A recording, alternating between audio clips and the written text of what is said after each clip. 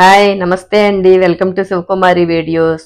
ఈరోజు తక్కువ ఫ్యాట్ తక్కువ క్యాలరీలు ఉన్న ఉడకబెట్టిన అలసందలు మరియు హై ప్రోటీన్ ఉన్న ఉడకబెట్టిన శనగలతో సలాడ్ ఎలా చేయాలో చూద్దాము.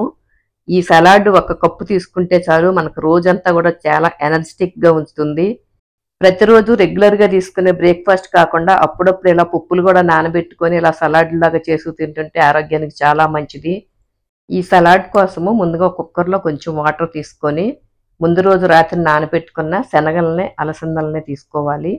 శనగల్ని అలసందల్ని ఒక 6-7 గంటలన్నా నానబెట్టుకోండి. రెండు కలిపైనా నానబెట్టుకోవచ్చు, నేను విడివిడిగా నానబెట్టాను.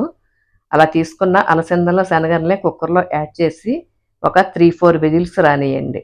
వాటర్ మరి ఎక్కువ యాడ్ చేసుకోవద్దు, ఎక్కువ వాటర్ వేస్తే మనకు వాటిలో ఉన్న ప్రోటీన్స్ మినరల్స్ అన్నీ వాటర్తో పాటు వెళ్ళిపోతాయి. అందుకని కొద్దిగా వాటర్ తీసుకొని దానికి కొద్దిగా సాల్ట్ యాడ్ చేసి కుక్కర్లో పెట్టి ఒక 3-4 విజిల్స్ రానివ్వండి. ఈ శనగల్ని అంతకుముందు అయితే చక్కగా అప్పుడప్పుడు గుగ్గిళ్ళలాగా ఉడకబెట్టుకొని తింటూ ఉండేవాళ్ళం. ఈ మధ్య అసలు ఆ శనగల్ని పొట్ట ఉబ్బరం అని గ్యాస్ అని తింటమే మానేసాము.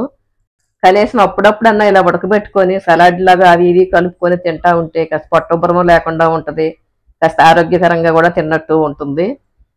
విజిల్స్ వచ్చి కుక్కర్లో ప్రెషర్ అంతా పోయిన తర్వాత శనగలు తీసుకొని అలా వడపోసుకోండి.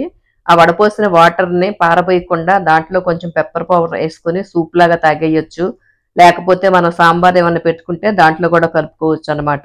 ఎందుకంటే దాంట్లో హై ప్రోటీన్స్ మినరల్స్ చాలా ఉంటాయి ఆ వాటర్లో. వేస్ట్ చేయకుండా యూజ్ చేసుకుంటే మంచిది. ఇప్పుడు ఒక పాన్ తీసుకొని దాంట్లో చాలా కొంచెం అంటే కొంచెమే, ఒక 1/2 స్పూన్ ఆయిల్ తీసుకోండి చాలు. ఆయిల్ కొంచెం వేడెక్కిన తర్వాత దాంట్లో 1 స్పూను జీలకర్ర, కొంచెం కరివేపాకు రెమ్మలో యాడ్ చేసుకొని లైట్గా వేపుకోండి. జీలకర్ర కంపల్సరీగా వేసుకోండి, ఎందుకంటే మనకి గ్యాస్ పొట్టొబ్బరం ఏమన్నా వస్తుంది అనుకుంటే జీలకర్ర వేసుకుంటే వాటిని రాకుండా చేస్తుంది అనమాట. ఎప్పుడైనా ఏదైనా అరగనప్పుడు కానీ పొట్టొబ్బరంగా ఉన్నప్పుడు కానీ కొద్దిగా జీరా వాటర్ కానీ జీలకర్ర కానీ నమిలితే మనకి వెంటనే రిలీఫ్ ఇస్తుంది. అందుకని జీరాను కంపల్సరీ యాడ్ చేసుకొని కొంచెం లైట్గా వేపుకోండి చాలు. తర్వాత మనం ఉడకబెట్టుకున్న ఈ పప్పుల్ని యాడ్ చేసేసి జస్ట్ ఆ వాటర్ మనకు మాయిశ్చర్ ఉంటుంది కదా, ఉడికిన మాయిశ్చర్, ఆ మాయిశ్చర్ పోయే వరకు కొద్దిగా టాస్ చేసుకోండి చాలు. తర్వాత స్టవ్ ఆపేసేసి మిగిలిన ఇంగ్రీడియంట్స్ అన్నీ యాడ్ చేసుకుందాము. ముందుగానే తురుము పెట్టుకున్న క్యారెట్ ఆరోగ్యానికి చాలా మంచిది కదా, అది ఎలా తిన్నా మంచిదే. మనం ముక్కలుగా తినచ్చు, తురుముగా కూడా తీసుకోవచ్చు. తర్వాత కొద్దిగా ఆనియన్ ముక్కలు మనకు క్రంచీగా ఉంటాయి అన్నమాట నవ్వులుతుంటే, అందుకని కొద్దిగా ఆనియన్ ముక్కలు, అలాగే టమాటా ముక్కలు. ఇవన్నీ మనం రా ఫుడ్ లాగా పచ్చి కూడా తినేసేయచ్చు. క్యారెట్లు, టమాటాలు, ఆనియన్స్, కీరాలు, ఇంకా కీరా లేదు కీరా ఉన్నా కూడా యాడ్ చేసుకోవచ్చు.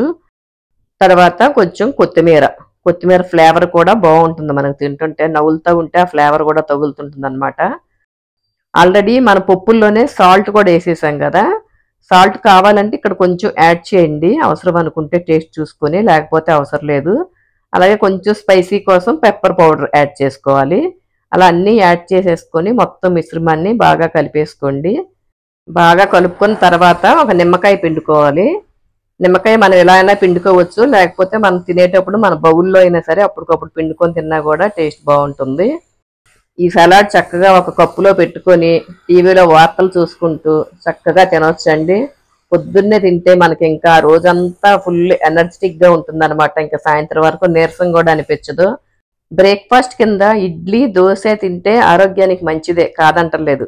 కానీ ఎప్పుడు అదే ఫుడ్ కాకుండా అప్పుడప్పుడు ఇలా కూడా ట్రై చేసి చూడండి. వెరైటీగా కూడా తిన్నట్టు ఉంటుంది, ఆరోగ్యానికి కూడా మంచిది. మనకి హై ప్రోటీన్స్, విటమిన్స్, మినరల్స్ అన్నీ అందుతూ ఉంటాయి. ఇంకా డైటింగ్ చేసే వాళ్ళకైతే చెప్పనక్కర్లేదు, ఇది ఇంకా సూపర్ ఫుడ్ అనమాట. ఇంక ఇది ఒక్కటి తీసుకొని అలా రోజంతా కూడా ఉండిపోవచ్చు. ఇలా బౌల్లోకి తీసుకొని నిమ్మరసం పిండుకొని తినేసేయచ్చు. ఈ క్వాంటిటీ సరిపోతుంది ఒక మనిషికి. నేను చూపించాను కదా బౌల్లో, ఇంత క్వాంటిటీ చాలా అనమాట మనకు తినడానికి. ఎలా ఉందండి సలాడ్? నచ్చిందా మీకు? నచ్చితే కనుక వీడియోని లైక్ చేయండి, షేర్ చేయండి, సబ్స్క్రైబ్ చేసుకోండి. మరొక వీడియోతో మళ్ళీ కలుద్దాము. Thanks for watching.